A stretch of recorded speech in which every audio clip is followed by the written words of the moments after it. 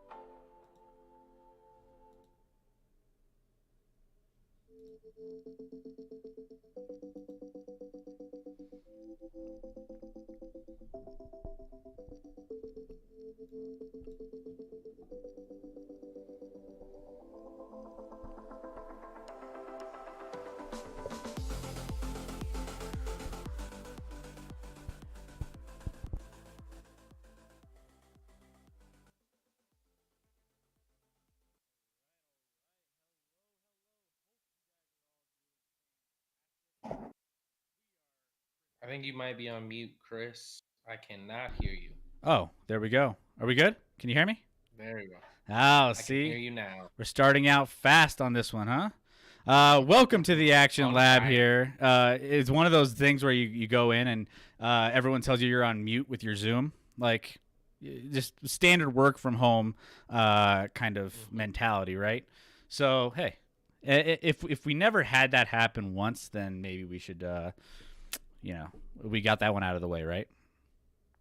Yeah, I wish there's probably a lot of people that wish there was a mute button. They could just mute me at times whenever they don't want to hear me.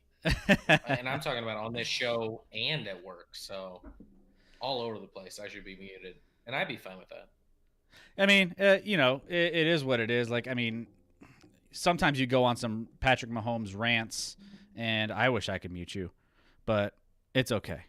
It's okay. I'm not even sure what you're referencing right now. Welcome, everybody. Come one, come all.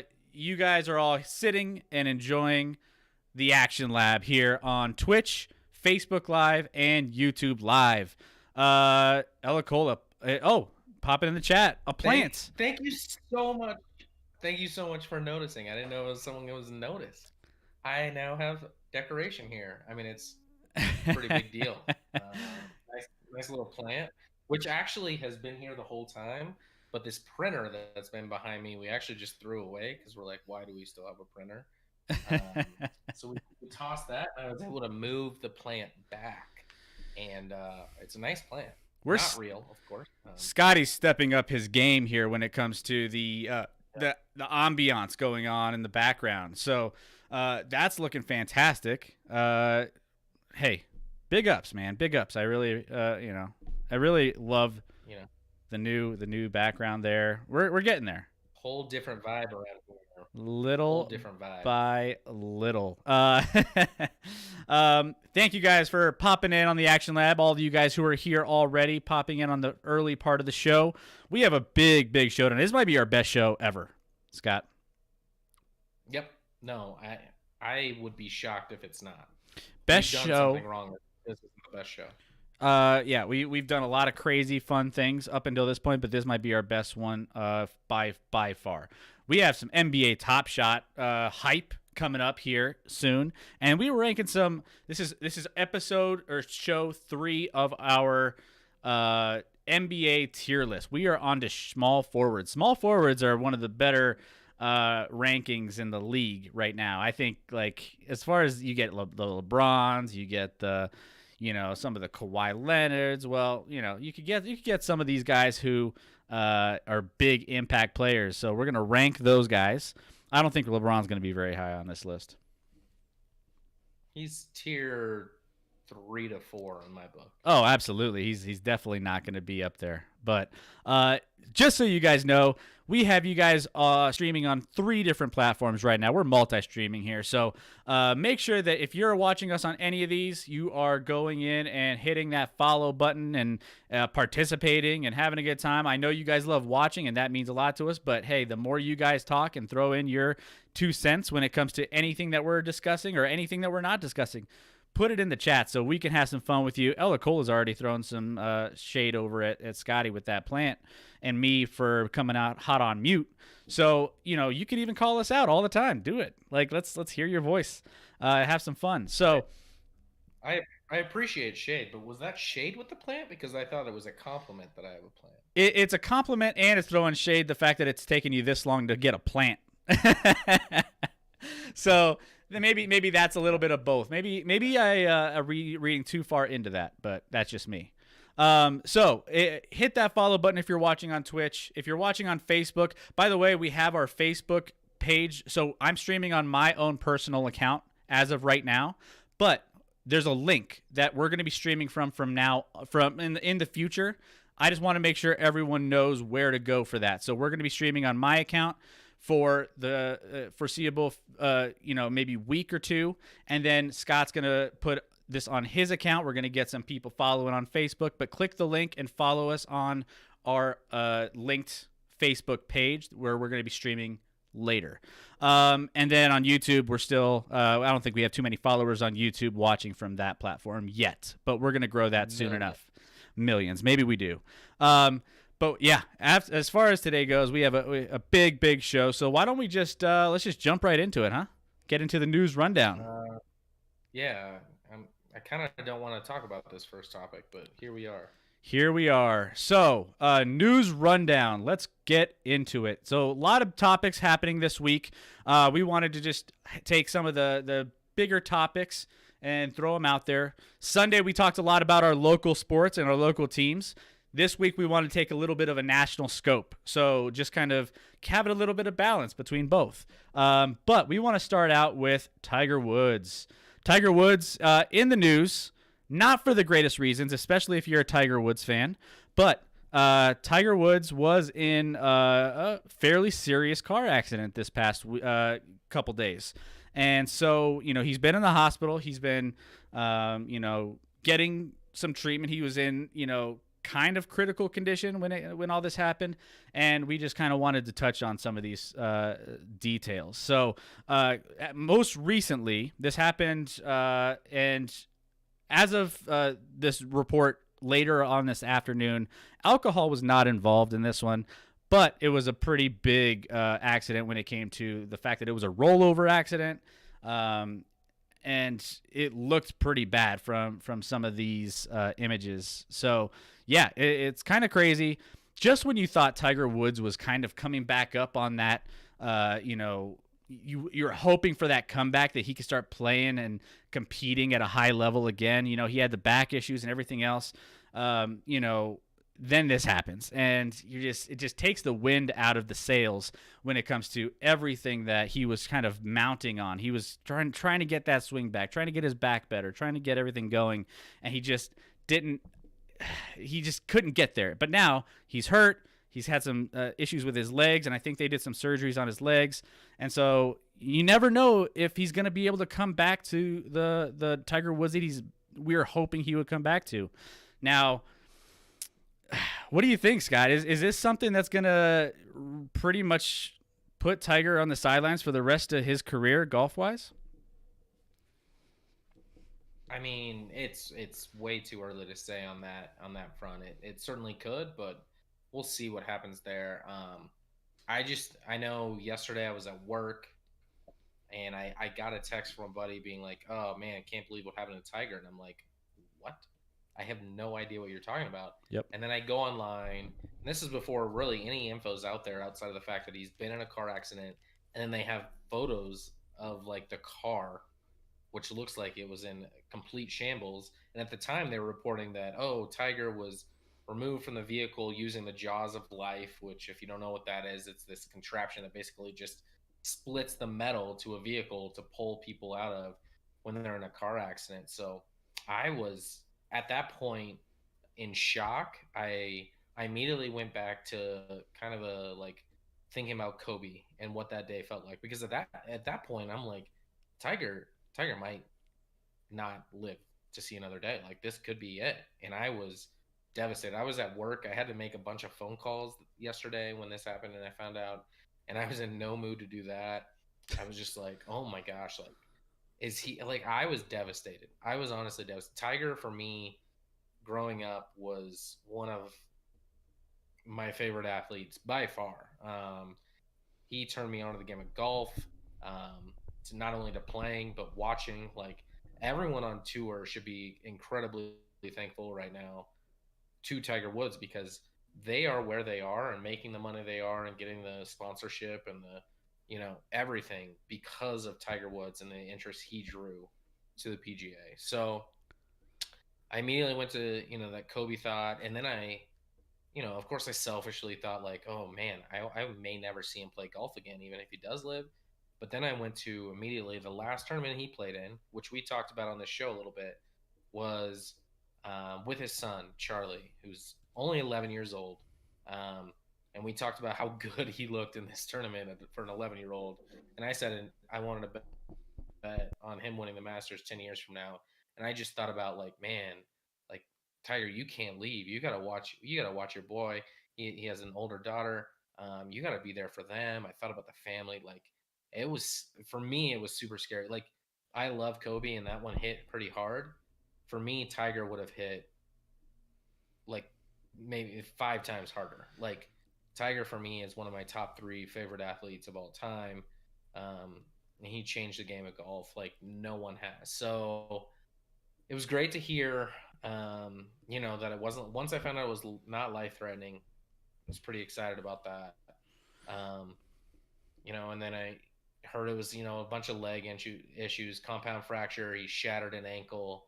Um, and that brought me to kind of like the Alex Smith thing. And I think this is actually way worse. The problem with Alex Smith is he got infected, and that's what you really have to worry about is the infection after. Sure. So hopefully that's not the case. But to hear that Tiger's been awake and even when the guy who first reported to the scene, Tiger was awake and calm, and like when you're in shock, it's crazy what your mind and body can do to keep you away from the pain that your body should be feeling. Because I mean, he had bones sticking out of his legs. He had so much force in his legs. I forget what they called it, but like, I mean, his legs, like, he's not going to golf obviously in 2021, and maybe never again.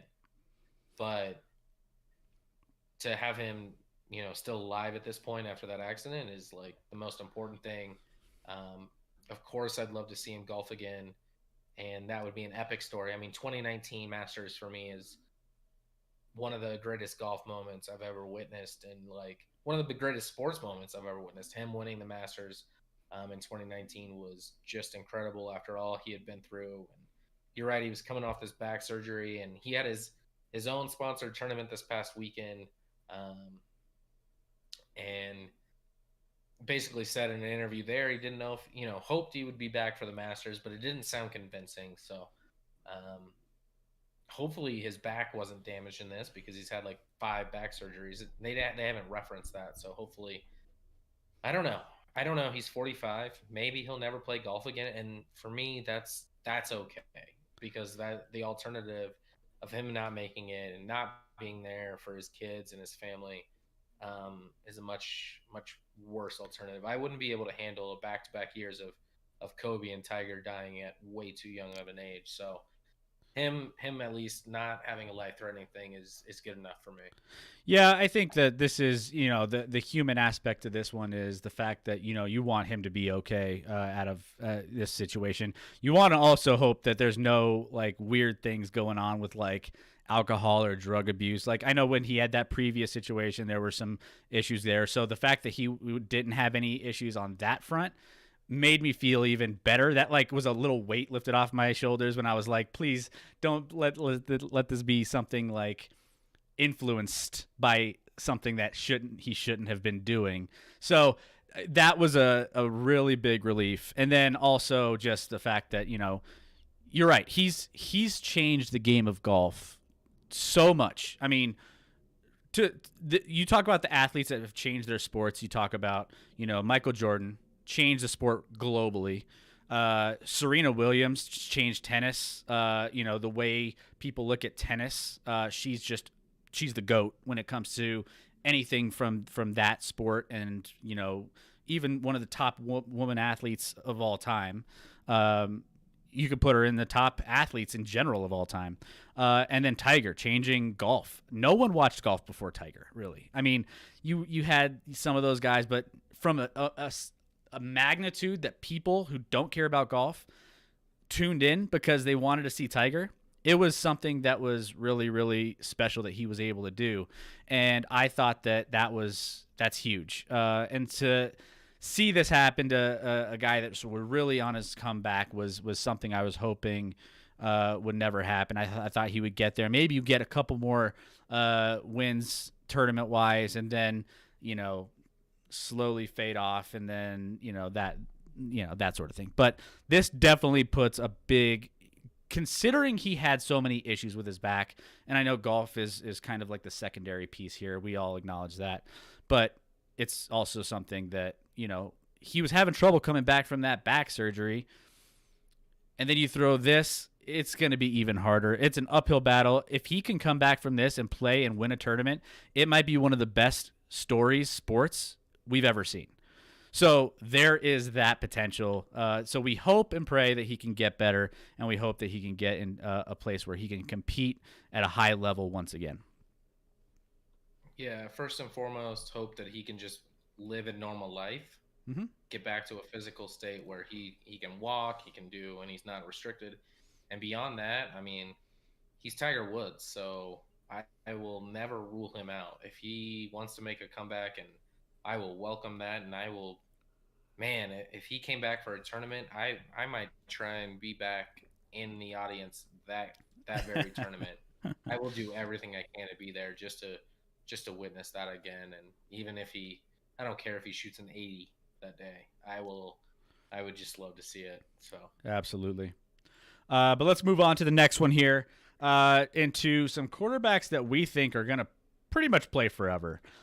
So there's a couple quarterback stories that popped out this week that we were kind of looking at, and one of them is kind of like on a weird trajectory. One of them isn't. So we have Tom Brady, who there was reports this past week that said, "Hey, Tampa Bay as ownership, we would love and be ecstatic to have Tom Brady extend his contract with us." And which is kind of crazy to think about for a guy of his age, right? You know, he is on the latter end of his career, just won a Super Bowl, and we're talking an extension potentially, which I don't think is the worst idea. If you're the Tampa Bay Buccaneers, you have a team, you can get some free agents to kind of move around and you try to make a couple runs at it. I think there's some possibility there. On the flip side, you have Ben Roethlisberger, who, you know, he hasn't been. He's kind of those other aging quarterbacks, right? He's along the same lines where, you know, Drew Brees is kind of falling off a little bit. You know, he's in that category. You saw that with, you know, Phillip Rivers was kind of not just the same as he was when he was a little bit younger, and he's retired already. But two quarterbacks in two completely different, you know, times of their, you know, careers, and there's two different major stories with these guys opposite. So, yeah, crazy to think that could Tom Brady be extended with the Tampa Bay Buccaneers? yeah, I mean he's got one more year in his deal, and part of why I think Tampa's actually throwing this out there is if they extend him, they can move all. You know, the NFL is a bunch of funny money, so they can if they extend him, then they can spread out the cap hit, and they have a lot of free agents this offseason. Godwin at wide receiver. I know Levante David, the linebacker, elite linebacker, is a wideout. Um, you know, they got to re-sign Shaq Barrett, defensive end, who's been dominant for them the last 2 years. Um, Leonard Fournette, Antonio Brown, Rob Gronkowski, all don't have deals yet. So signing him to an extension helps with that. But the fact that we're talking about someone who's going to be 44 next season, signing him to an extension is still just wild. I know he just won a Super Bowl. He's only making $25 million this year, which, you know, for a quarterback that's coming off a Super Bowl win is a huge discount for Tampa Bay. Really, I mean, it should easily be about 10 million more than that. So that helps them. Extending him helps them, and why wouldn't they extend him? Like they are coming off a Super Bowl. He once said he wants to play till he's 45, but a week ago or so he said, I actually think I can just play past that. And I'm like, he might retire once his like grandchild is born. I don't know. Ben Roethlisberger, on the other hand, little different story. He's 30. I think he's like 38. I want to say he's 38. Isn't that Coming crazy? off a season. Oh, only 38. Yeah, coming off a only. I mean, he's a baby, but had some UCL elbow issues last year. Obviously, the Steelers were off to that hot start and collapsed down the stretch, but the whole time you noticed that Roethlisberger's arm wasn't there, his mobility's not there. Uh, so I was a little surprised when basically it was the owner of the Steelers, Art Rooney, who came out with a statement basically saying he had meetings with Ben and they had talked about a lot of things, but they want Ben back next year and they want to, pursue winning a Super Bowl with Ben next year. Um, which I would argue if you want to win a Super Bowl, and here's the thing, maybe the Steelers are just like, we're all in. We're not going to have a rookie come in and do anything. They don't have a good draft pick, so getting an elite rookie prospect's not in the cards for them. Their cap space is awful. They're gonna first of all they have to adjust his because he has a $41 million cap hit next year, and I think that will be reduced greatly because they're already like 14 million or so over the cap or something. I think so. I don't know. I appreciate the Steelers have been a organization that's been loyal to people, loyal to their players, really well run, always, a model organization, which is great. But in this sense, I think it's kind of time to cut ties with Ben. That's what I would do if I were them. I don't think Ben's a guy that's gonna like. You look at the AFC next year with Ben back and that defense. Listen, they have a great defense.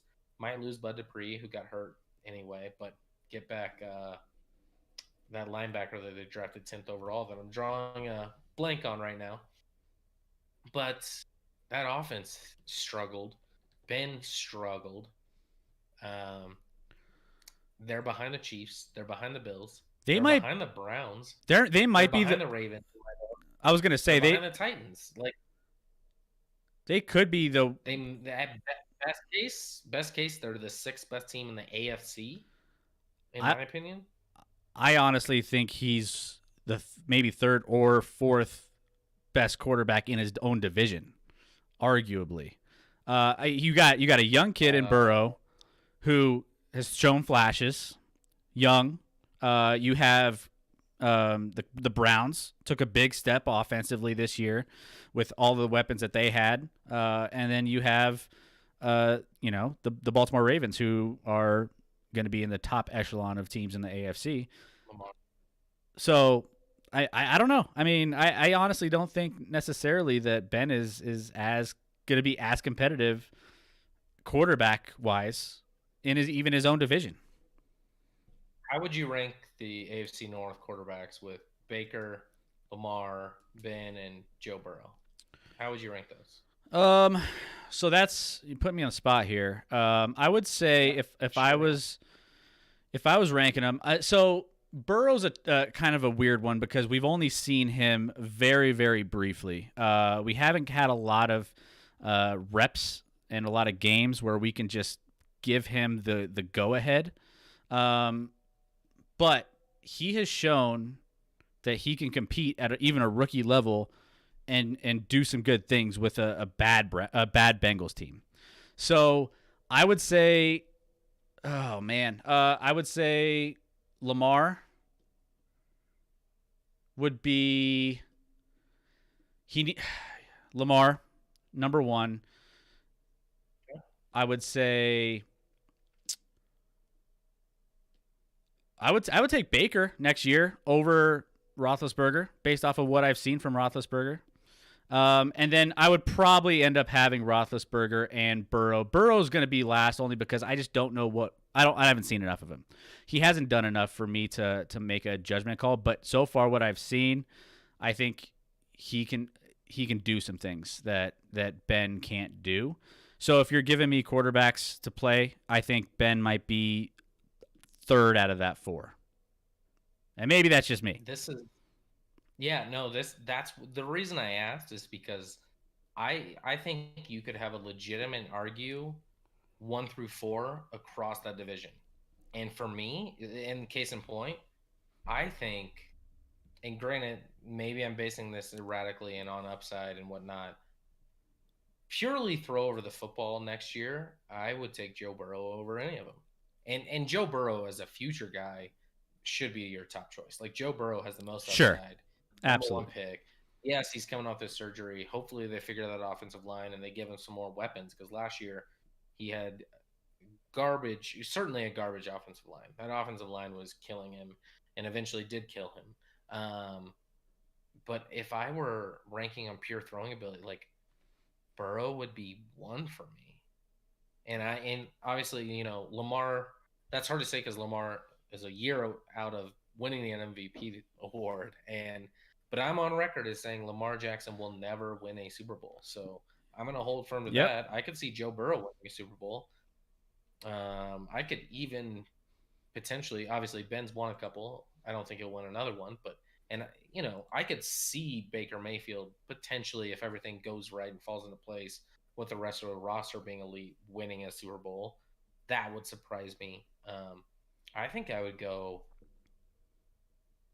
Right now, I'd go Burrow. I don't even know whether I'd go Lamar or Baker second. I was gonna say, That's very close for me. You're definitely lower on Lamar than most people are, for sure. Yeah, for sure. For sure. But either way, he can't throw the ball outside the numbers. He can't throw the ball outside the numbers. But either way, that doesn't change the fact. Yeah, that doesn't change the fact that we have Ben Roethlisberger at the bottom of that, though.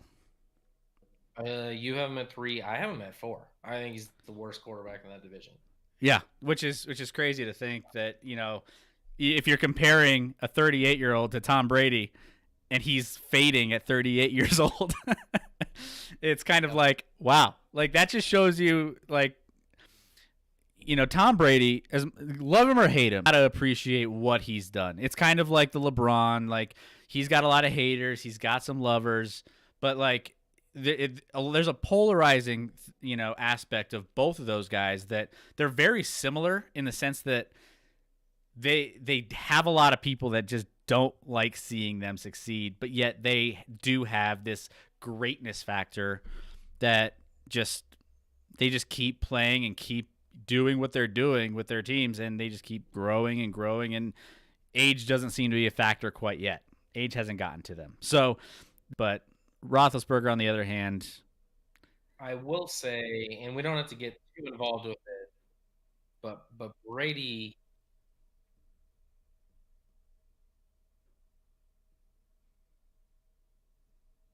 Go ahead. Did we lose it? Oh, sorry. I thought we froze. No, you froze. I was froze. Yeah. You had us all hanging on an edge there. Brady, while being the GOAT and the elite, he is bar none. It's not close. Just as close as the amount of championships he's won to anyone else at quarterback in the NFL. He is the luckiest human being on the face of the earth. You said that, Brady. Like, Tom Brady. Listen, he plays really solid football at times and does a lot of things, but everyone who faces him seems to kind of shit the bed for some reason throughout history. And before, you were like, oh, it's Belichick. That's why. It's Belichick. And now he goes to Tampa, and Tampa wins the Super Bowl where everyone shits the bed against Tampa.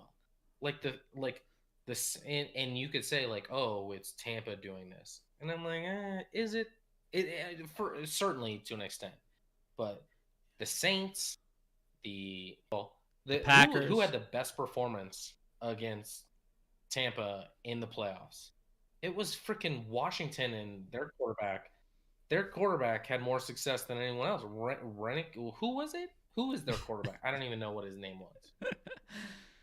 For Washington in that wild card round. Like, I forget. Yeah, no one remembers. Rennicky or something. That I don't even think that's right. I think I might have made that up. Regardless, like, no one played well against him. 3 picks in the NFC Championship game, and he still made a Super Bowl. Like, anyone else does that, that doesn't just work. And that's not the takeaway. It's not even a point. I'm just trying to say that, like, he's had a lot of fortune along with it, but that doesn't negate the fact that, like, he hasn't. And he's played great throughout his career. He's 87 years old and winning Super Bowls. So, and he looks good at 87. So, I mean, it's a good-looking dude. I'm not gonna lie. I have no further points. So let us know in chat. Hey, Twitch chat and Facebook chat, kind of quiet. Let us know your thoughts on what you think of these aging quarterbacks. We haven't even heard about Drew Brees officially doing anything yet. And everyone, there's their Facebook. If you were here on the Friday show last Friday, we were going through all of the old Drew Brees and all the memes of everybody making fun of him, and whether, like, even Saints fans are like, terrified that he's going to come back. And based off of like a lot of the Twitter and all the vibes coming from New Orleans, like, so, you know, same thing with Pittsburgh and Ben Roethlisberger. I'm curious to see the local, you know, take in Pittsburgh on how they feel about Big Ben coming back, because I don't know. I if I was a Pittsburgh fan, you see him fading. I saw this happen with Peyton Manning here in Denver, where you knew he wasn't competing at a very high level. Like, the defense carried him, you know, for over the course of that season when they won the Super Bowl. And so, yeah, I would love to hear the national take and the local take from Pittsburgh on whether or not they would prefer. But two different storylines, right?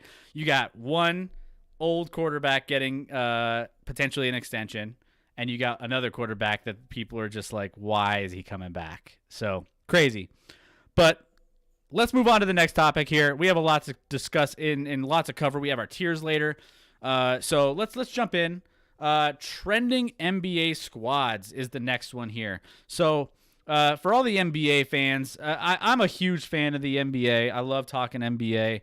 There's some different, you know, we're approaching the middle of the season, and we have some fun things that are popping in when it comes to all of the trending teams. Like, you know, we see some of these teams that are coming, you know, hot out of the gate early on in the season. Then we see, you know, some drop off, and you see, you know, things kind of come back to a normalcy when it comes to what you expected from some of these. Now, some of these are super surprising, and we're just like, wait, where did these guys come from? Utah is one of those teams. And so we have 2 or 3 teams that are kind of trending up, and 2 or 3 teams that are kind of, you know, not living up to expectations and are actually trending downwards. Maybe not staying, you know, middle of the road, but they're maybe kind of like go in the opposite direction at this point, middle of the season. So, you know, when it comes to some of the teams that are trending up, you have they're obviously a super team, and they have a lot going on. And we were trying to figure out whether or not they were going to be a team that could gel quick enough to make a difference in the regular season. Because it does take time for teams to gel with each other once you have big offseason trades and moves, free agency, you know, rookies coming in, so on and so forth. But they seem to be hitting their stride. They've won 7 straight, and they're just on fire. I think, Scotty, you have a stat here in a second that's going to be crazy to some of our viewers. But the Jazz, they are surprised to me because I didn't think they would be this good. I thought they were fool's gold. I've been saying it show after show. I still am not 100% sold on the Utah Jazz. I still think they're kind of like they've been proving me wrong week by week, and I just keep, you know, trying to stay on my fool's gold bandwagon, and they just keep inching me towards the back of the wagon and trying to push me off the back of that, and it's getting ridiculous. They're just winning games left and right, and I just can't explain it. They have a great starting 5, and then outside of that, their depth, I just don't think their depth is where it's at, but they're trending up. They keep winning. I just can't figure it out. The Suns, they were one of my early season teams. Surprising. I told people early on, before the season started, when they got Chris Paul, uniting him with Devin Booker, you got DeAndre Ayton there. They have a nice, solid little squad, and they are turning it up here in the middle of the season, and they're looking fantastic. And then Dallas.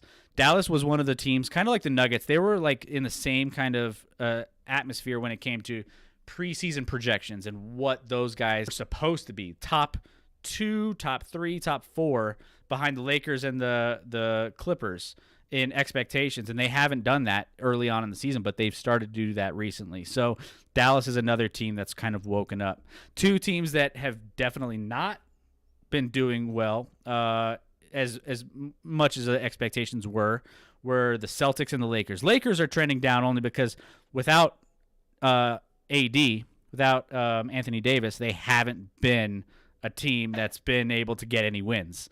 Anthony Davis is what that team needs to win. And so he's been injured. He got injured in that Nuggets game, if you remember. He, tweaked his Achilles, which he didn't tear it or anything. He just, it re-aggravated it. So he's been out. And rightfully so. If you're the Lakers, you got to keep him out and keep him preserved because he's your only chance to win the championship. Love LeBron, but LeBron needs that Robin there. And then the Celtics, for some reason, the Celtics just haven't been able to perform. They were well coached. They have nice, good, young talent. They just haven't been able to put it together. So those are kind of the teams that we've been keeping an eye on. But Sky, what are some of your thoughts on some of these teams that are trending up and some of the teams that are trending down? Yeah, I'll start with the trending up. The stat you alluded to is revolving the Brooklyn Nets, which we have questioned their ability long-term to be a cohesive unit with those 3 stars on the roster and not a lot of depth, and seems like it's going to be hard to share the ball and this and that. They are, I believe, 12-1 this season in games against teams above 500. That's insane. Which is crazy. That's crazy. They're on a current 7-game win streak. They beat both LA teams in that win streak. They beat the Lakers and the Clippers, 2 of the best teams in the league. I think their only loss to a team above 500 is against the Philadelphia 76ers. That's it. That's their loss. They're 12-1. So against sub 500 teams, we're looking at a team that we question their mentality. Makes a lot of sense. They're prepared to play when they need to be, and when they play a team they feel is lesser than them, they don't necessarily show up. Granted, they haven't always played together at the same time. Otherwise, other teams trending up. Obviously, same teams as you talked about. Utah is clearly right now the best record in the West. I hate it. I think they're playing the Lakers right now. I think they just tipped off a little while ago. They're in the first quarter here, but yeah, I mean they got a solid. I mean, obviously they have 2. We'll talk about the NBA All-Star rosters, but they have 2 guys who just got announced to the reserve side of things, and they had what was a borderline snub with Conley, but Donovan Mitchell and Rudy Gobert both made it. I think I said on this show about Rudy Gobert and how no one wants to see him in an All-Star game, but that doesn't mean he's not a deserving All-Star. We're going to talk about All-Star snubs in the All-Star game that none of these players actually want to play in, but they also want to be recognized as an All-Star. So, like, Anthony Davis has already been removed from the game. He's probably thrilled about that. Other trending team, I mean, the Phoenix Suns are 9-1 in their last 10. That backcourt is filthy. Chris Paul and Devin Booker, I'd put up against any other backcourt in the league right now. Chris Paul made the All-Star game. We'll talk about Devin Booker not initially making it at least, and whether that was a snub or not. But they're 9-1 in their last 10. Their only loss was to, I believe, the Brooklyn Nets in that stretch, actually. So they're hot. Obviously with Aiden at center, like, they got a lot of talent on that roster. They were bad for a long time. Seemed like they came back from that break, and in the bubble, obviously last year, they made a lot of strides. And then they added Chris Paul turns bad teams into good. Like, Chris Paul got traded last year to Oklahoma City as he was supposed to be on one of the worst rosters in the league, and they made the playoffs and gave teams a run in the playoffs. So Chris Paul, for what it's worth, I know he's been in the league a long time, but he's an All-Star again this year. He kind of has an old man game to him. So Phoenix is a dangerous team. 100%. Super dangerous. Just like you said, the declining teams right now. Anytime I can talk about LeBron and his team declining, I'll do it. So I'm not I respect LeBron. I'm not a LeBron fan. So, he got a ton of MVP hype, as he should. But right now, if you really, really look at things, there's 2 clear favorites for MVP, in my opinion. Jokic for Jokic for the Nuggets and Embiid for the 76ers. Two centers, which in today's game you would never expect, but they've been clearly the two best players in the league so far. LeBron, I respect. He's played well. He's played a lot of minutes, but they're and the argument before was like, well, Joker, the team isn't doing well enough. And I'm like, okay, well now we have Anthony Davis leaving the Lakers, and LeBron has gone 1-4 since Anthony Davis has left, and playing Utah tonight, so likely 1-5. They had 6 losses all season prior to that. So, and he hasn't played poorly through the stretch. I'm not even saying LeBron's played poorly, but sometimes when you evaluate team success like that with pairing it with the best player, it doesn't really work. So for me, it should be a clear cut right now. There's 2 guys in the hunt. That can change, obviously.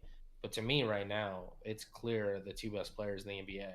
And it's 2 centers, which is kind of fun because for years now it's moved to an outside game, and the center isn't overly valued except for maybe a shot blocker and a defensive presence.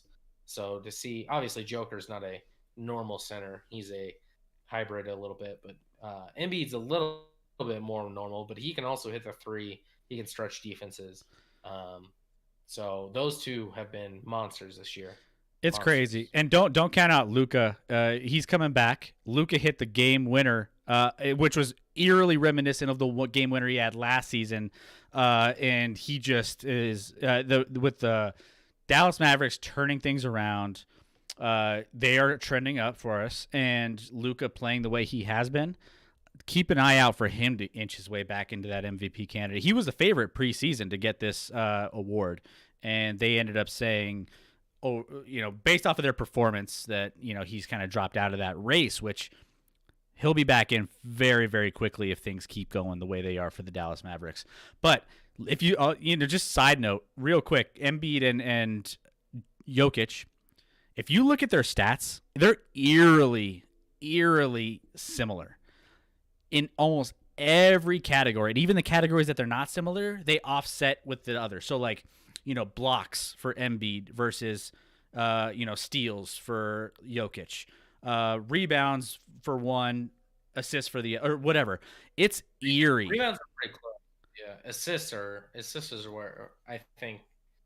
Assists and maybe it's assists and blocks that are kind of either way. You look at those and across the board, they, even the areas where they don't balance each other out, it's eerie. Go ahead. If you're at home and you're just curious on that. Maybe I'm an NBA nerd and I love the stat game, especially with MVP races and things. It's just I'm not a baseball nerd with all the statistics on baseball. Maybe that's my thing that I'm not into as much. But I would say that it's just kind of strange to see how similar both those guys' stat lines are and why they're both favorites to win the NBA MVP race. So that's where we're at with these trending teams. It's going to be fun to see where things go. They just released the rest of the NBA season. Honestly, me being an NBA guy and I love the NBA, I didn't even realize they didn't release the whole season. They just released the first half, and then they're releasing the second half coming up here. So that's kind of crazy to think about that. I just, I didn't even realize that was a thing until today when we were discussing this pre-show with the schedule being released again. So that was a little bit of a surprise that I wasn't really aware of. But there's a lot to see in the second half of the season. We have the NBA All-Star Game coming up here, midpoint of the season, and we'll see how these teams kind of finish out before those games. But speaking of NBA All-Stars, we have another category here that we wanted to touch on, and that is the snubs. Everyone always talks about, who made it and who didn't and who are the snubs, and we have 3 people here, and one of these people could get in based off of the injury to Anthony Davis. So Booker is most likely going to be potentially that candidate to get in. But we had a lot of there's always like, oh, this guy should have made it or that guy should have made it or how come, so on and so forth. And we had a couple here that didn't make it that are pretty notable, actually. So one of which is we'll touch on Booker here in a second because he's very deserving. But I want to start out with Domantas Sabonis. He's a guy in the East. he's first of all he's a Gonzaga boy, which I obviously I'm a big Gonzaga fan. My wife went to Gonzaga. I'm excited about where their prospects are in winning a national championship for college basketball. But as far as that goes, they've been putting out a couple NBA players here and there. Domantas Sabonis for the Indiana Pacers is one of them. He was, he seems to be a snub on that side because he at this point is averaging 21.5 points, 5.7 assists, and guiding the Pacers. They're not the best record. Maybe that's kind of why he's maybe not in this conversation. They're 15-14, good for fourth in the Eastern Conference though. So they're still fourth. But he's the first player in NBA history to average 20 points, 10 rebounds, 5 assists, and not make an All-Star team. So, there's that aspect of it. Same thing that goes for, Trae Young is another guy. He's a nice young guy that's having a great season at this point, averaging 26.9 points, third in assists and 9.5 assists per game. He's the first player in 30 years to average 25 plus points, 9 plus assists, and not make an All-Star game. So those are just a couple from the East that, have arguments when it comes to, hey, like why aren't these guys All-Stars? Why guys that have a legit argument here? And Sabonis, he's always been one of those guys that I've been a big fan of. P. Nix in the chat. Sabonis is so good. Yeah, he's like Mr. He just does things under the radar, but he puts up stat lines that totally end up just like he quietly puts up good numbers and keeps his team in games. So those are two snubs that I think from the Eastern Conference side really are just, a little bit questionable. And then, Scotty, I'll let you touch on the Western Conference and any of the snubs that you saw. Yeah, first I'll say, I actually think overall all the choices were pretty solid. Yeah. When I say snub, I don't know that they were actually snubbed. It was just there's only room for so many guys, right? As you talked about, Sabonis has had a great year. Did I just say Sabonis? And on the Western side, obviously we got Devin Booker, who you referenced before, who actually officially, I don't know if you heard tonight, he officially got announced as a All-Star reserve. Now an All-Star. He replaced Anthony Davis. They officially announced that.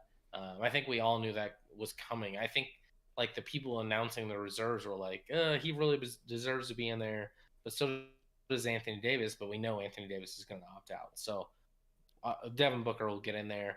LeBron, once Devin Booker wasn't announced, basically came out on Twitter and made a huge thing that, Devin Booker is the most underrated guy in the league. Listen, Devin Booker's a phenomenal player. Does he deserve to be an All-Star? Absolutely. My argument is like you look at that roster on the West and it's like who do you remove? You have Chris Lillard, Donovan Mitchell, Rudy Gobert. I'd have removed Rudy Gobert in a second because I don't want to watch him in an All-Star game. Anthony Davis. Like those are all legit guys that deserve to be All-Stars as well. So it's not like everyone's hating on Devin Booker. And you could argue if I'm looking at, the Suns roster, you could argue, all right, is Chris Paul or Devin Booker more important right now? And I would argue that Chris Paul's had a better season, and Devin Booker's been great, and I'm happy he's going to be in the All-Star game because I think it'll be a lot of fun to watch with him, more so than Anthony Davis even. Just big men in general to me, outside of like maybe Joker or whatever in an All-Star game, they're just not that interesting to me. This doesn't fit in watching an All-Star game. On the Eastern Conference side, you talked about Sabonis has played great. He has similar stats to like a Julius Randle, so it's kind of like a toss-up there.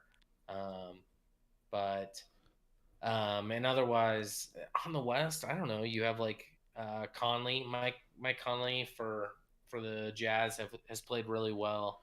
But overall, I don't think he deserved to make it over any guy on there. Um, both teams are loaded. My biggest issue is I think Trae Young should absolutely be on the Eastern Conference All Stars. Actually, that's my big. He's averaging 27 and almost 27 and 9.5 a game. Like in PER on ESPN, which is a rating of players, he's 15th in all of the NBA. Like, I don't know. Yeah. And selfishly, I think he'd be a ton of fun to watch in an All-Star game. So I always think about that. Like his skill set on offense, he's open once he's very Steph Curry like. He's more like Steph Curry than maybe anyone else ever. In his kind of offensive repertoire and his style and being undersized, but being able to shoot and dribble and put the ball in a string and penetrate. And he's actually a better passer than Curry right now. So Trae Young's a guy I would love to see in there, but I don't know who I'd remove from the East. Like, it's tough. So when you say snub, I think there wasn't anything egregious this year to me, where there has been in other years where like a guy clearly should have made it over another guy. It was just a tough call, especially they've only played 30 games or whatever, so Yeah. It's been tough on that, but both rosters are really good, and excited to watch them. So. P Nix in the chat. Sabonis is a reserve. Is it a reserve All-Star, just not a starter, right? No, he's not, or even a reserve at this point. Given if there's going to be any injuries to guys in the next couple days or someone backs out for whatever reason, then that's one thing. But as far as that goes, Sabonis is not a reserve. So as far as the reserves go in the East, you have Jaylen Brown with the Celtics, James Harden, Zach LaVine, who's having an incredible run at the moment. He's just unbelievable. Julius Randle, Ben Simmons, Jason Tatum, and Nikola Vucevic from Orlando. So first-time All-Stars are going to be Jaylen Brown, Zach LaVine, Julius Randle on that Eastern Conference team. On the Western Conference team, you have Anthony Davis, who's not playing. Devin Booker is going to be replacing him. Paul George, 7th All-Star. Rudy Gobert, 2nd All-Star appearance. Damian Lillard, his 6th. Donovan Mitchell, his 2nd. Chris Paul, his 11th. And Zion Williamson. Big Zion is getting his first All-Star appearance as a reserve. So that's who we're having officially as our guys that got chosen after the starters in the All-Star game. So yeah, I would love to see Sabonis in there again. Has Sabonis? I want to say he made it last year, but I could be wrong. For some reason, I remember seeing him on the court. I don't know if it's because of injuries or whatever, but I don't know. You might have to fill me in there, or chat if you guys know. I'll look it up. If you guys know in either Facebook chat or Twitch chat, let me know. Ryman Saros 12, he did. Okay, perfect. So thank you so much for giving us a heads up on that. Thanks, Ryman. So yeah, he made it last year, which, I mean, again, it is hard. If I were to look at this this roster here and where he would fit in, I don't know. Maybe, when it comes to the big boys, maybe over Nikola Vucevic. But, I mean, he's having a good season, too. He's having a good season, too. Vucevic just having a phenomenal season. Yeah. He's not like he's in the league for a while, and he's not like an exciting guy, but I also questioned that, and I looked up his stats, and I was like, oh wow, I had no idea how prolific he's been. He's been insanely solid. He's in PER, I think he's like 14th in the NBA. Like, he's been good. Yeah. Unfortunately. Well, I don't mean unfortunately. Unfortunately for Sabonis. Yeah, absolutely. So, yeah, and if you guys think there's some guys that shouldn't be in there based off of these, I mean, it's kind of hard to argue against a lot of these guys that are in there. So, I would love to hear your arguments. I would love to see what you guys think about those. So, yeah, that's what we're working with here for the All-Star game. things could change. Injuries could happen. People could back out. There's a lot of people in the NBA, a lot of players that aren't exactly on board with this, but most of them have said they'll go. Obviously, if LeBron says, I'm not a big fan of this All-Star game, but I'll go if they vote me in. If he says that, then all of the players are going to say that. They're going to follow suit. So I don't expect a lot of people to back out based off of, COVID reasons or anything along those lines. So this is what we're most likely going to look at. And I think, I keep saying this. This is going to be underrated. I think it's going to be a lot of fun. Once they get on the court, it's going to be a fun game to watch. So they're hyping it up. Check it out if you have a chance. I will be for sure. I love the NBA festivities over the course of the weekend. And most recently last year, the NBA All-Star Game last year was incredible. I thought it was one of the best All-Star games I've seen ever. But that's just me. In general, the NBA All-Star festivities are far outpace any other league. Yeah. They're better at it than any other league, and that 3-point contest and dunk contest, which they're going to keep this year, except it's all going to be on one day. But that's super entertaining along with the game.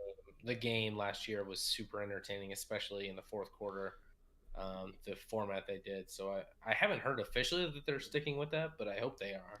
It makes no sense to not stick with that. So definitely. And you know what? You know what else is underrated? So it'll be a fun one. Yeah. No, I tune in. I definitely tune into all of it. I try to catch as much as possible. One other one so hockey is kind of gaining on me a little bit over the course. They have like the speed competition, which is fantastic. Like watching those guys freaking go crazy on the ice, like burning through all of those obstacles, and then the accuracy where they have to hit the targets. That's also super underrated. I like watching some of that stuff, but I always forget they never really advertise it. That's the one thing the hockey needs to do a little bit more of, is put a little bit more advertising dollars their All-Star game like the NBA does. I don't know if they do that, if they have the ability to do some of those things, but and also the networks. They have weird networks that they're on, and they haven't really figured it out like the NBA has when it comes to like being on like a legit network consistently for some of those games. But yeah, so it is what it is. But we got some hype though. We got some NBA TopShot hype. Now, this is kind of taken over the world. I don't know if you guys have heard about this. NBA TopShot. If you guys are into cryptocurrencies, if you guys are into Bitcoin, if you guys are into getting rich fast, this is your ticket. NBA TopShot is a brand new, what do you even call it? It's not a service. I guess it's a product, but it's changing the way. What would you classify it as, Scott? I mean, this is if you're old school, this is your card collection, your player card collection. This is now it's a digital, what they reference as moment, and it's just a highlight of a player, but they limit the release and they tell you how much of that individual card there is. And we got tipped off by another brother-in-law of ours about this. I wish I would have got more involved early on than I did. Chris, you did. I did more than me. So you're happy about that, but it has in the last month or so just absolutely blown up. This is how. So they have a partnership with the NBA. They release these moments, and it's basically a collector series. And I mean, there's been two cards. There's been a LeBron card and a Zion Williamson card that I know of each gone for sold on their marketplace on the site for $100,000. Insane. They do every day. They do in sales in the marketplace. We're talking 8 figures, so more than $10 million every day in sales these days, just on the marketplace of trading of cards and selling of these moments, I should say. It's wild. I know when I joined it, I randomly just bought a common pack, which was freely available for $12. And I got like my best card was like a Karl Anthony Towns. Got a few others like a Markieff Morris. Aaron Gordon that was more like had a higher. There was more cards out there or moments of it than that than the other ones I had. But at the time, I looked at the resale marketplace and they were all selling for like $1 or $2 at the lowest asking price. Or my Karl Anthony Towns might have been $10. Well, now my Karl Anthony Towns lowest asking price, and this is 2 months later, I feel like, is over $900, and the other ones are all over $300 on a pack I spent $12 on. So it's wild. I don't fully like. I appreciate the market and I appreciate what it is. I don't fully understand all the appeal of it, but I accept it. That's why I didn't get it more involved with it. I was like, I'll buy a pack for fun. Why not? Yeah. You were like, oh, let's do it. So I'll let you go off because you are killing it right now. Yeah, no, I definitely went in. Anthony in the chat, in the Facebook chat, recently started going through my card collection again. I actually recently went through my card collection because I had a bunch of cards in my basement. You know, that's the old school version of this Top Shot is the old school collecting cards, and like, you know, I have them sitting here. I have like a Kevin Durant here that, you know, is worth, you know, I don't know, I think a couple hundred or something, you know, and so, you know, a Kobe Bryant rookie here, a couple LeBrons, like, you know, this is what the old school version of these cards, you know, how you would just buy them and store them. And then eventually, you know, you wait till they get to be big time players and you know, sell them off and you get them graded and you have all these things. This takes away, NBA Top Shot is all digital. So it takes away all of the, you know, the issues with, oh, my card got, you know, torn on one of the corners, or, you know, I wasn't able to, you know, put them in, I lost them or something in the basement, or they got sold or whatever. Here, you know, this is a completely different game. It's blockchain. So how this works is there are certain moments, and what drives up the price is the fact that there can only be a certain amount of moments created. So if there's a rare card out of 299 and it's like a LeBron or something, you will never see more than 299 of those worldwide. It's kind of like Bitcoin. There can only be so many at a given time, and everything is all mapped out and accounted for, so you can go and see who owns what at any time. So that's the crazy thing about this, is the fact that you know, I got in early on. I have over 125 moments currently, and at one point it blew my mind because we tracked the values of these, and it was a little bit under $100,000 for all the moments that I collected. And, you know, obviously you got to be able to sell those, and those are some things, but it's insane. P Nix in the chat, can you still buy $12 packs and get those cards? Yes, you can. So the problem with that is sort of. You can sort of buy it. The hype of this has gotten so crazy to the point where you could, those $12 packs or those $9 packs only have two or three moments at the current juncture, and maybe they release 5,000. So let's say they have 5,000 packs available. 3,000 people lined up 24 hours ago to get 5,000 packs. You get put in a waiting room. You get a random number in line. And then from there, you hope you can get it's all randomized. They put you in there.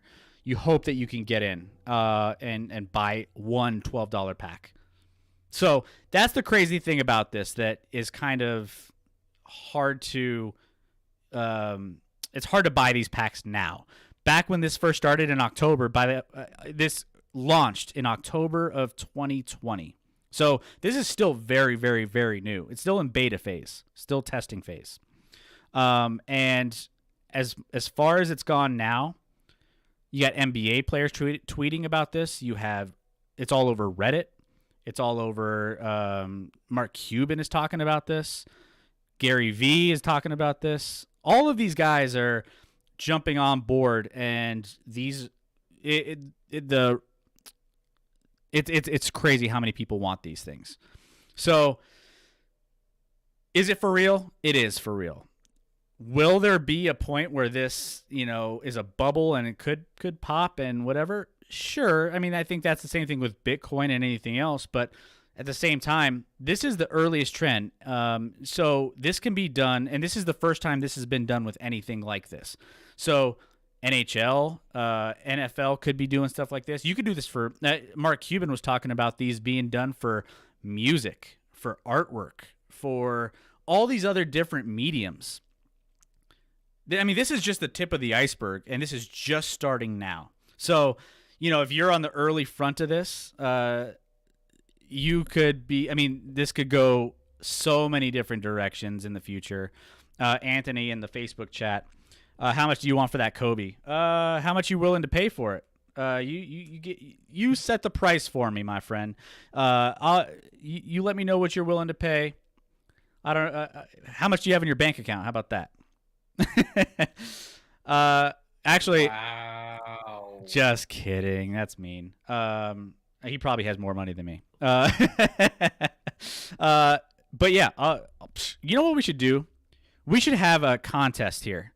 We should have some sort of contest with our chat where I give away one of my moments. Just a common LE or something along those lines.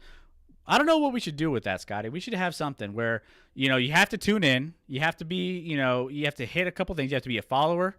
You have to chat and be vocal in the chat.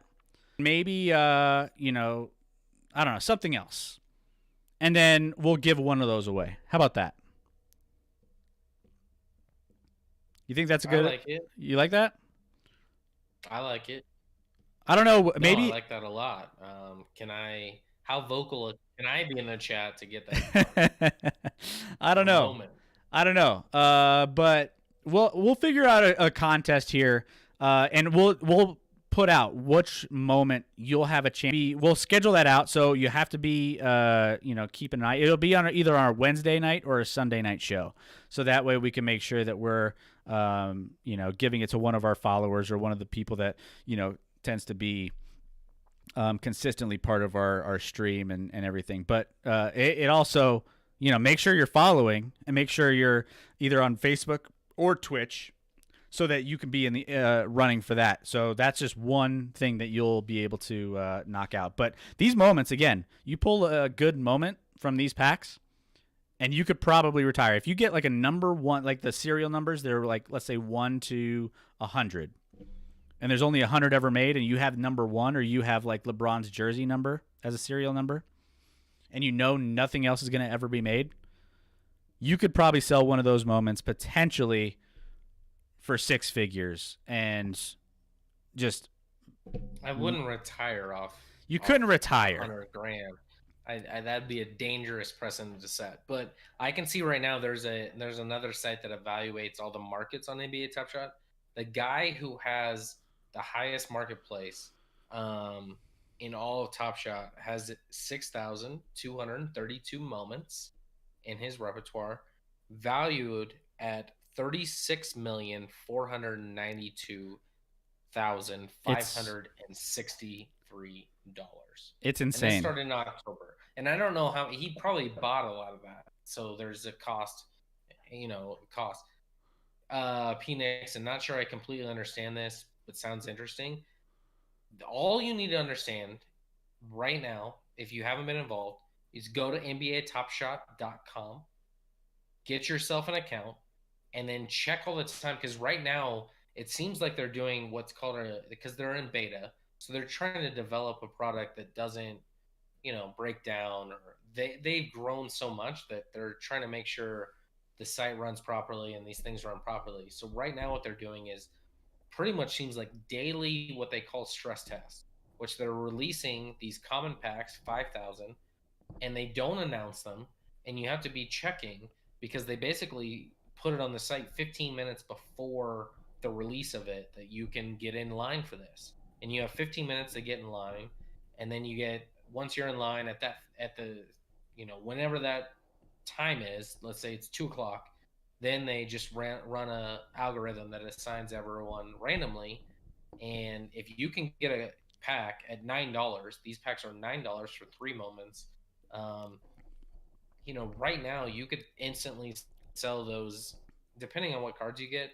I'd say you could easily take that $9 and turn it into, at minimum, I would think, close to $250, $300 if you just wanted to get rid of it instantly and make that money. But And if you that's not hold on even. to it, it might be more. And that doesn't even include legend. So these are just common packs. They have rare packs. Right. They have legendary packs. So Yep. to put this in a little bit of perspective too, back when I first started this and I started like collecting moments, you could buy 5 rare packs at a time, 5 packs at a time in general.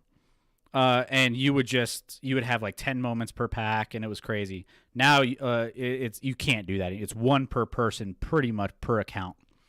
And so that's kind of where it's come full circle. But the legendary packs, they had one about 2.5 weeks ago, Scott, and that pack was selling for $1,000 for 10 moments.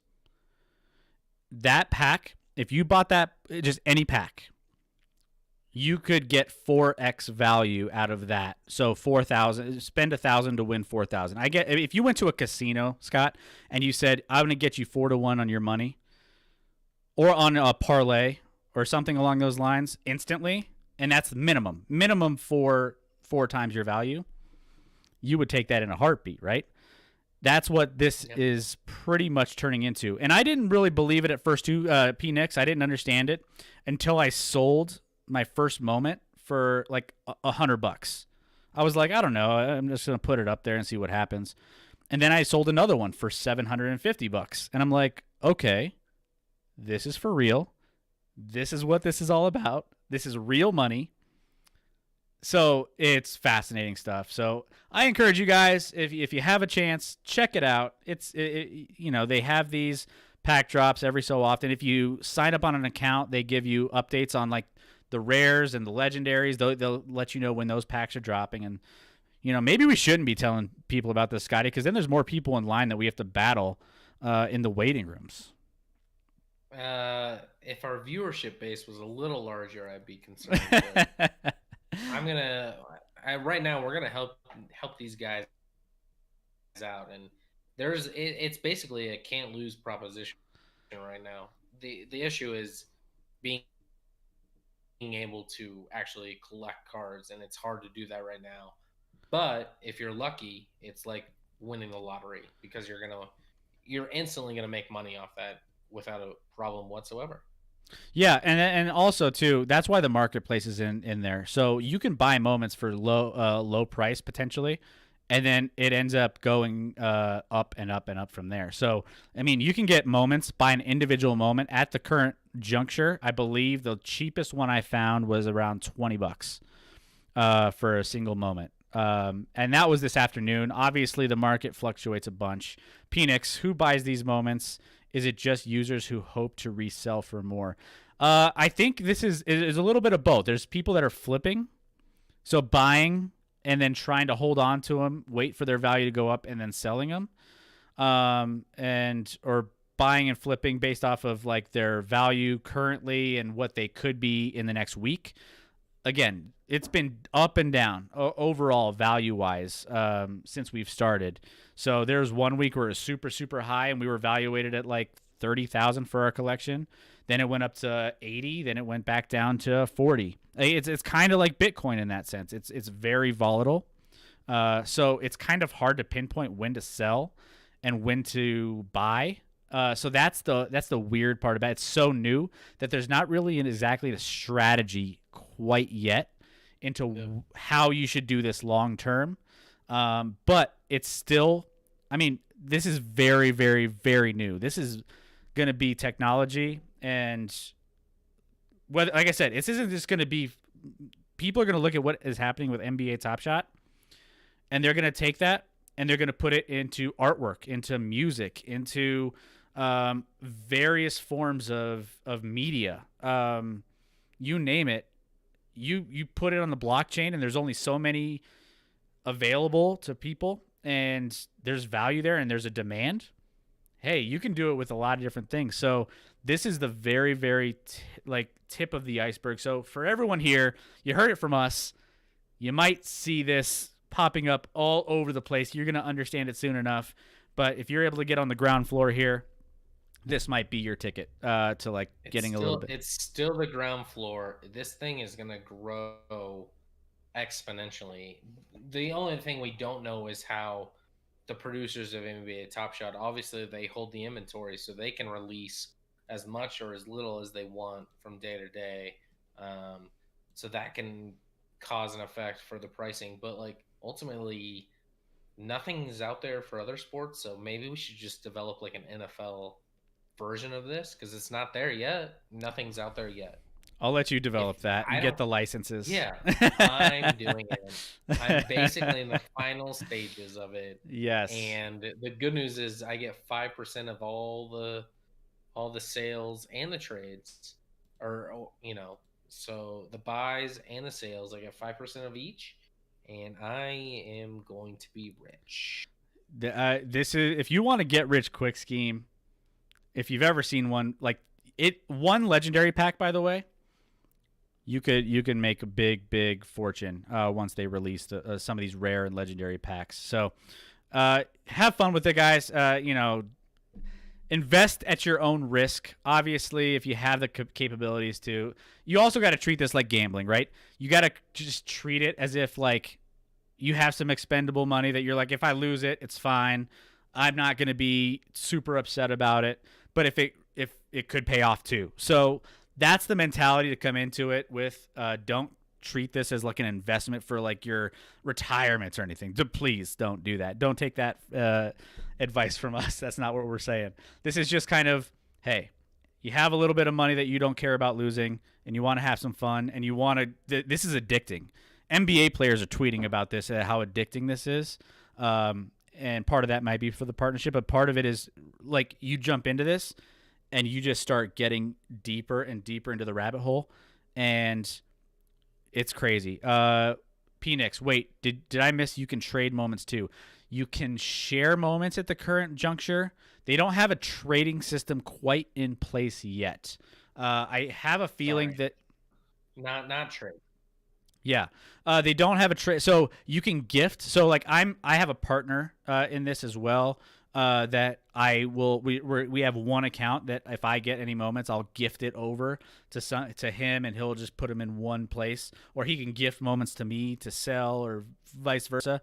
You don't want to trade or gift anything. Well, you can't really trade. You don't want to gift anything, or there's Discord servers where people are like, "Oh, I'll trade you." Don't do anything along those lines. Those are kind of sketchy. There isn't a great system yet. Again, this is still in beta phase, testing phase, so they're still trying to figure things out. But I would say if you did get a pack and people are like, "Oh, I'll send you a moment if you send me yours," well, then it's kind of like, okay, do you know this person? How reliable are they? How trustworthy are they? And then it's like, okay, maybe I'll think about this a little bit more before I dive in. But as far as that goes, I suggest that you just use caution when it comes to all of that. Because it's still very, very new, and there's a lot of people that are seeing this, and a lot of people that are going to be trying to take advantage of the system too. So just keep that in mind. But it's definitely fun. I am absolutely addicted to this, and I think if it's like a mixture of collecting something, like being a collector, being a gambler, because you don't know what's going to happen in these packs. You don't know what you're going to open, and it could be gold, it could be trash, it could be a little bit of both. I don't know. And so there's just so many elements that I just really love about it, but it's going to grow. Jump on board if you can, if you want, and you'll have entertainment for days. You'll be glued to this. And when you see I get nervous when I'm like registered for every pack drop, because I just get nervous. Like, am I gonna finally?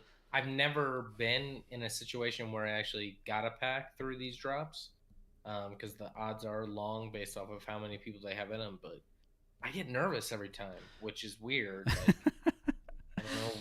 I don't know why I'm getting nervous, but I'm like, oh man, is this gonna be the one? I can't wait. This is gonna be the one. And then I get placed like 67,000th, and I'm like, cool. Nope, not gonna be the one. Yeah, and the devs for this NBA Top Shot are working. Their goal is to make sure that everyone has access to moments. So eventually, they're going to be a lot more accessible than they are now. But again, right now, the scarcity of how many people, the demand is definitely outweighing what's available out there for you to collect. And then the ones that are available, if you want to buy them, like I think the minimum for common cards or common moments, I should say, is around $20. You can buy them. The minimum for rares is around 700, 600, 700 for one moment. And then the lowest legendary that you can buy is around 3,300 for these digital moments. And they're selling. So it's crazy. But have fun with it again. We have some NBA small forward tiers to get to, so we want to touch on that as well. Keep your questions coming in the chat when it comes to Top Shot or anything else, and we'll keep answering those because we've been in the game. Scotty and I have been in the game for a little bit, so let us know. By the way, there's a great deal out there. It's a Jamal Murray moment for $34.95. It's a special discount. Not $34.95. Anyone, nope, $34.95 as far as $3,495, but it's a steal at this point. I'm putting it out there, basically a huge discount for Jamal Murray playoffs from last year. Basically threw it down in the Western Conference semifinals against Paul George. Basically took him to school. Great highlight. I believe there's only 275 of them out there. Hustling on stream. Maybe. Hustling on stream. Look at this. I'm just saying. And it's also his number's 27, and I have the 270. So it's basically like his number. Boom. And I get in on that as soon as I could. It's a steal. It's a steal. That's a steal. Or you can on that now. Or you could buy my Trae Young for $4,000 at the moment on the marketplace. Steal. Have fun, guys. Enjoy Top Shot. Keep the questions coming. I can't wait to talk more about it. Obviously, we love talking about it because we spent a third of the show talking about it. So, just keep them coming. But let's get to some tiers. We have some NBA tiers here, new and improved. We think they're gonna be, and we want your help. So if you have an idea of if you're a big NBA fan and you want to see where these guys belong and fit, go ahead and throw it in the chat, and we will throw them up on the board. So. Let's go ahead. Let's jump into these and see. We're not going to throw everybody up. We might just, kind of pick and choose here and there. But we're going to throw a majority up and see where we think these guys are going to land. And this is based off of, if you've been watching our series of point guards and shooting guards up to this point, this is how these guys have been performing up to this point this season. So that doesn't mean if they've had a reputation for being really, really good over the course of their career, but they suck this year, we're taking into account only this year, right? So this is going to be how they can help their team this year and how they've been performing. So just keep that in mind. Scotty, is there a place that you want to start when it comes to maybe the lower end of these tiers that you think, where we should slot some of these guys? So I'm going to let you start because on my screen and with my view, it's super small. I'll be honest. I cannot see any of the players. Okay, let me see if I can. That's not your fault. It's my situation. But I'm going to go to the same NBA tiers because I know what we're looking at. And I'll be able to see a little better. Got it. Okay, fair enough. Okay, so let's kind of start at the bottom here. So we have some guys that, we're trying to figure out where they're gonna land. And so let me pull this up here. Give me 1 second. All technical difficulties here, always. All right, so towards the bottom of these, oh man, some of these guys I feel like are going to be, I don't know, they're good guys. They're effective. They're not starters, but they just get you over the hump. We got Burton's here. I think he falls under, that category of just being just good enough. And then I want to say, man, this is tough with the small forwards, because the small forwards, it's just one of those where some of these guys are performing, okay, but it's kind of whether or not they're just in that non-starter average range. It's a little easier to sort through some of these above average guys. But I'm just gonna throw a couple guys up here that just haven't really been exactly burning up the league this season and helping their teams to big wins here. But so we got a couple here.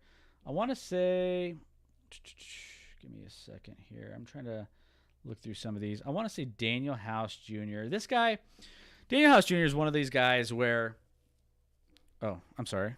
I totally messed up our screen here. Daniel House Jr. is a guy on the Houston Rockets that is, he hasn't exactly performed to the highest of his abilities this season. He has a potential to be really, really solid when it comes to small forwards in the league. But he hasn't exactly done a lot of that. So he's ranked 49th in PER, which is player efficiency rating, overall over the course of this season. He's 49th among small forwards. Among small forwards, correct? Yeah, that's right. I missed that designation. Yeah. So important. He's down there with Davis Bertans of Washington, and a couple other guys. So I think he falls into this category here. Let me see what else would slot into these. Who else do you see on there that can slide in there? Well, like I said, the visuals for me are a little small. That's okay though. Anthony Edwards, I know PER wise, obviously a top pick in the draft this past year, and the dunk of the year maybe this past week. Slots in at 50th among small forwards, so not great right now. He's below average at his position, but he has time. I think Anthony Edwards will be probably never a superstar, or maybe not even an all-star, but he'll be a solid guy in the league. But right now, he's 50th in the league. I can't see Will Barton. Will Barton's played pretty poorly this year. He's 41st among small forwards in PER. Giannis's brother, pretty poor. I don't know if he's on there. I'm probably making a lot of bad points with these guys that aren't even on there, but I cannot see. No, it's too small for me. No, you're fine. So there's some guys here. I'm just gonna throw a couple guys here on the bottom that are just kind of on this average to average to non-starter, and then we'll kind of go from there. Just kind of, again, these guys are not burning up the league too much, but let me fill in some of these, and then we're gonna get into Terrence Ross for the Orlando Magic. He's been doing okay. He's been above average to above average over the course of his career, but he just is not one of those guys that is really going to be an impact player for you. I want to say some of these. Porter here, he's okay. Again, Bulls have a young team. He isn't making that big of an impact here, but he's doing some okay things. Now let's start filling in some of these like middle to high tiers, to all-star tiers, because those are the ones that a lot of these a lot of people care about. So when it comes to these guys, I want to say that you have guys that are making an impact. So Covington here fits into that category with the Blazers. Blazers are playing well. They're getting some good wins. And he's a great role player for that team. Same thing with Bogdanovic in Utah. Bogdanovic is one of those guys that he got injured last season, came back this year, and he's been doing some fantastic things when it comes to getting them back in the mix as far as what they've done this season. Utah Jazz have been absolutely incredible this year, and I attribute some of that to their starting lineup, and he is one of those starters that just can continuously. He's on this list, but I feel like Ingles is their 3. They're probably both the same position, but Joe Ingles, to me, is like their small forward. So, but they're both kind of the same, similar guys. Kelly Oubre is another one that he's kind of been. He hasn't exactly lived up to expectations when it comes to what they thought they were getting in Golden State and what he's been performing. And so, yeah, I think that he is one of those guys that isn't going to be in there. Deb in the chat, in Facebook chat, Kawhi Leonard and Jimmy Butler. So those guys, let's talk about them a little bit. So Jimmy Butler and Kawhi Leonard obviously are guys that can really put together, solid seasons, and they can really help a team elevate to the next level. So, let's see. So Jimmy Butler here, he is, I would say, in the All-Star category. I would argue he's elite, but it's borderline. Yeah. Yeah, he kind of gravitates between the two. He can have the potential. I mean, look what he's done with Miami. He's taken that Miami team to the Eastern Conference Finals. I'm sorry, and he almost did that. NBA Finals. Yeah, NBA Finals. And he almost did that. I mean, they got hot at the right time. He can take over a game. But here's what I'm saying. I think this season, based off of what they've been doing and based off of this season, I think he does fit more in the above average. Deb in the chat said above average. I think that is he's teetering. If he's on the fence, it's kind of in between. He's nowhere near above average to me. He's in between all-star and elite. I'm looking at PER right now. He's third in as far as small forwards in PER, behind Kawhi and LeBron. That's it. That's the only guys in front of him. So then, okay. So based off of so you're saying based off of just his individual stats. There's other stats where he doesn't add up in.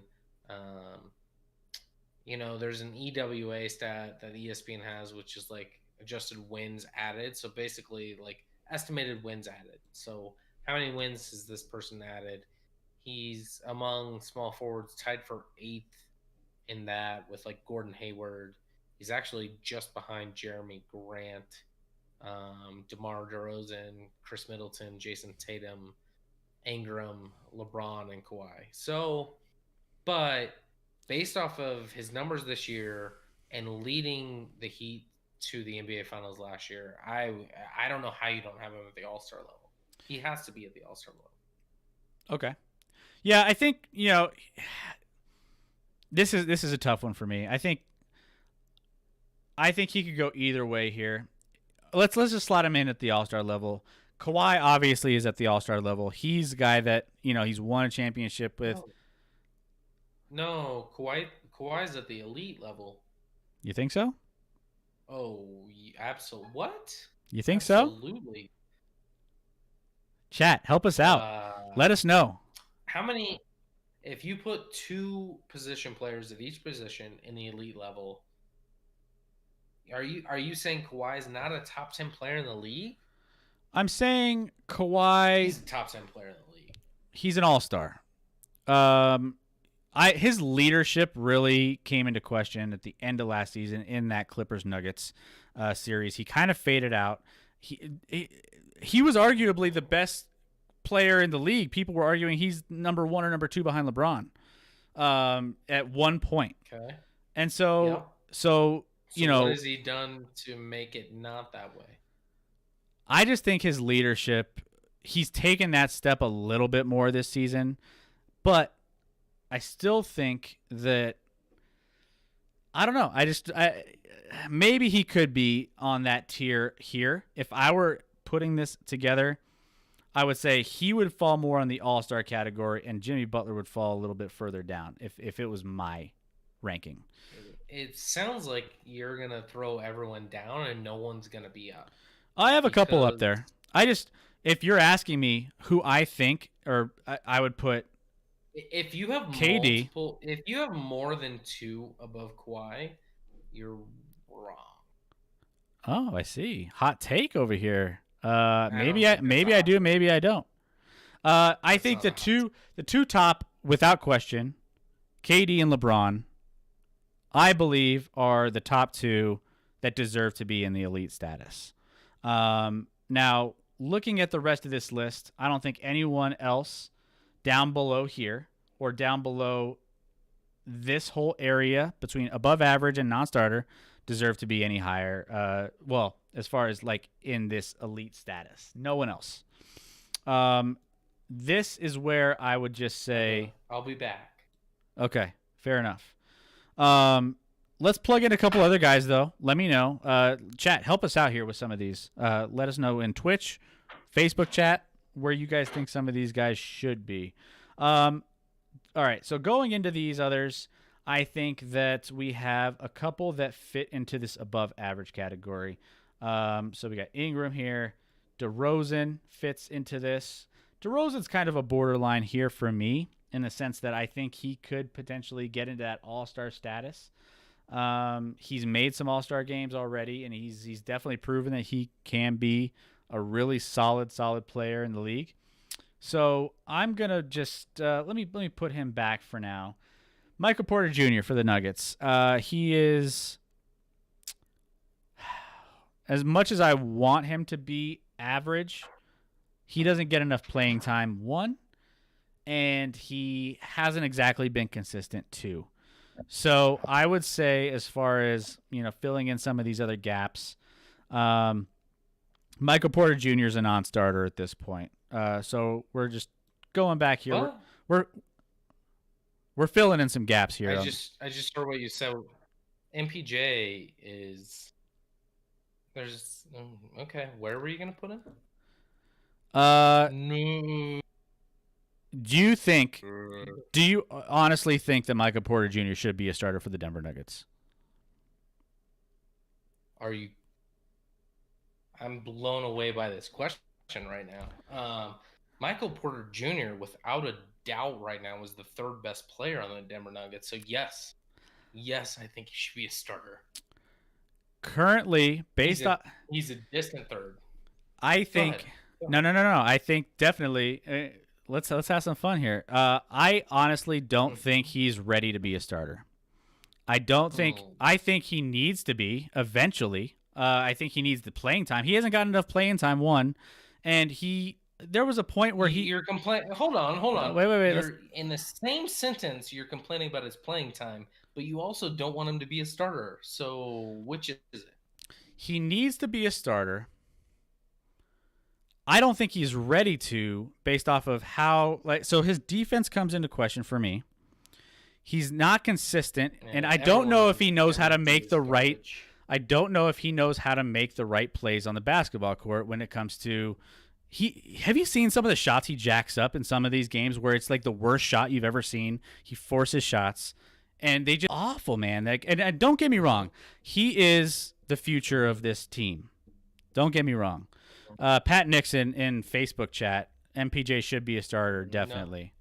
No. Okay, yeah. No, there is an argument that I think he should be getting into that starter range.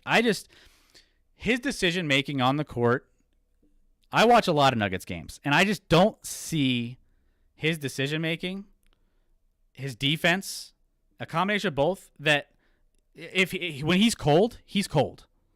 He doesn't hit the shots. He forces shots. He frustrates the shit out of me sometimes. But when he has a great game, everyone's praising him and everything else.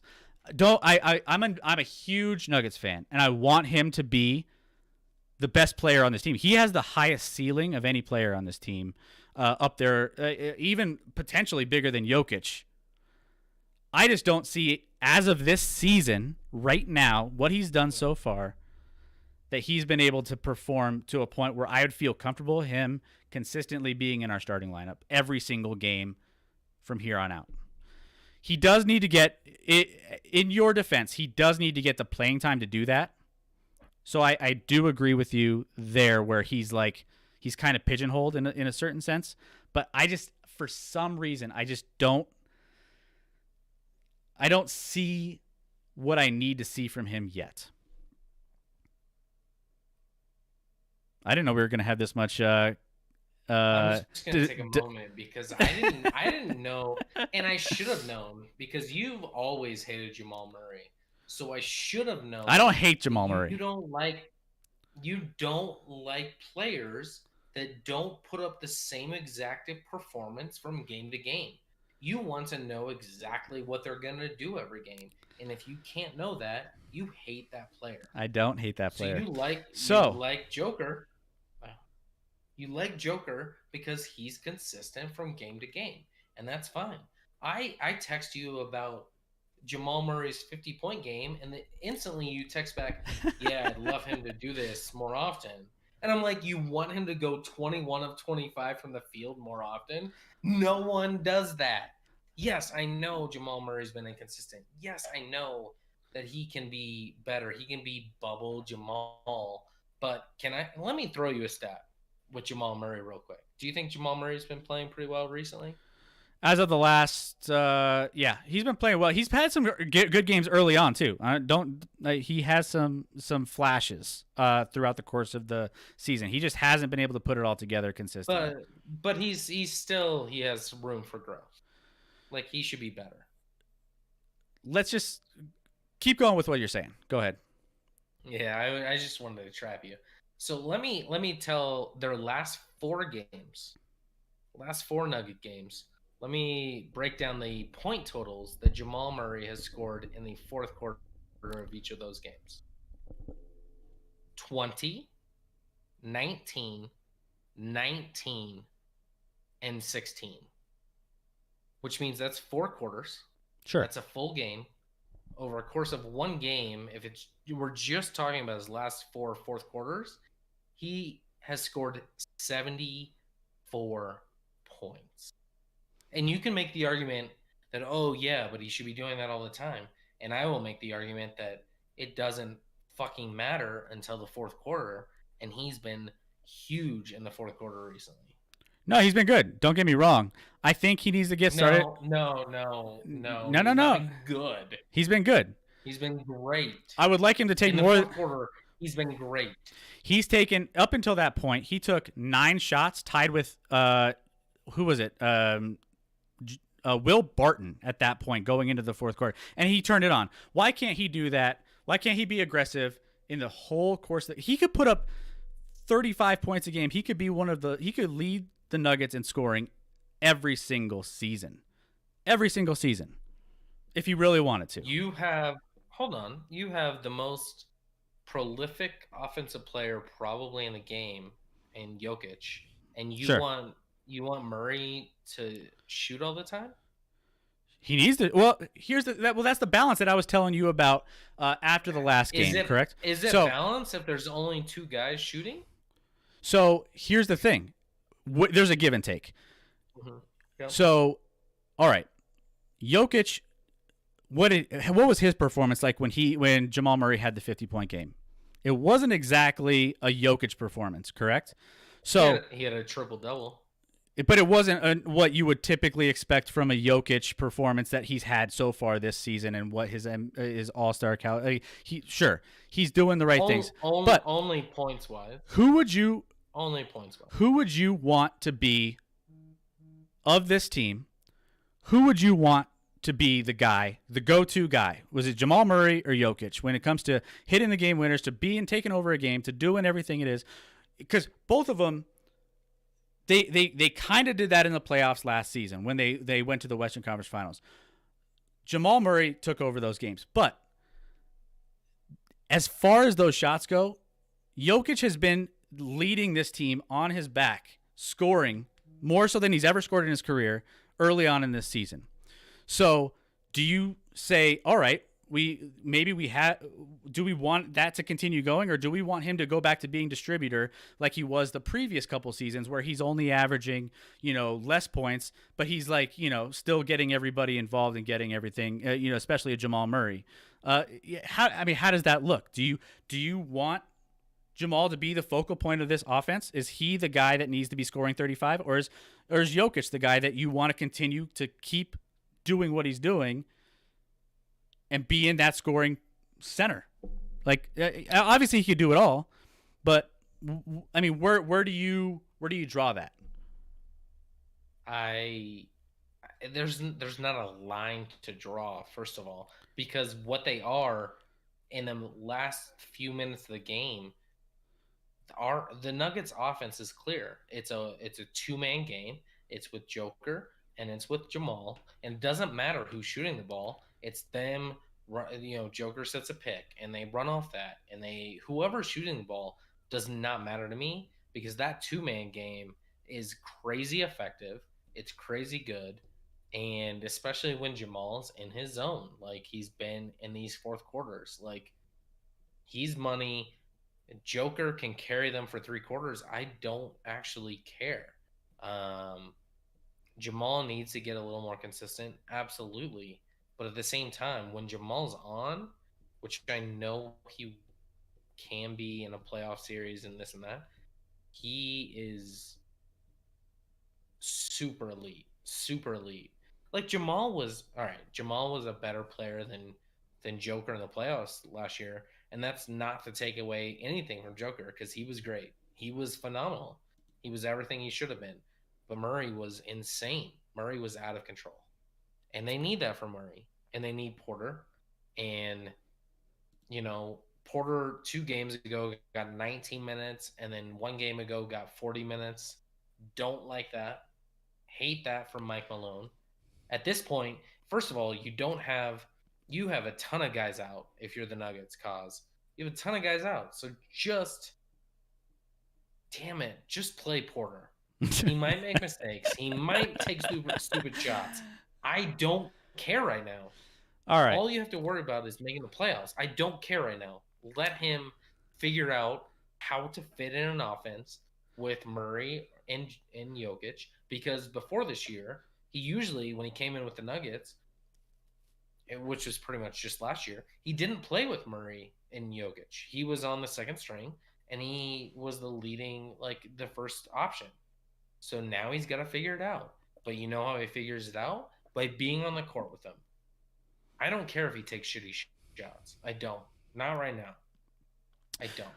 Okay. For argument's sake, we'll move him up to average. For argument's sake. I don't think he's above average. We'll leave him at average. Based off NBA TopShot value, he's valued more than Jamal Murray. If you would take NBA TopShot value, he needs to be up here in the All-Star category. Absolutely. All right. Well, that was a nice, healthy argument there from a couple hometown Nuggets fans here. We'll see how he ends up panning out. And I think I hope you're right. I hope I'm get what I want with Michael Porter Jr., because I think he could be even a better prolific scorer eventually once he develops than anything we have on this roster. Absolutely. So yeah. So we'll see where he can go. But let's fill out some of these others. We're going on overtime a little bit, Scotty, and that's totally cool. We're just gonna get a couple of these guys locked in. Let's get some of these big names though. We'll go straight to these. So we have a first-time All-Star here in Jaylen Brown. Jaylen Brown. First-time All-Star in Jaylen Brown. Where do you think he slides?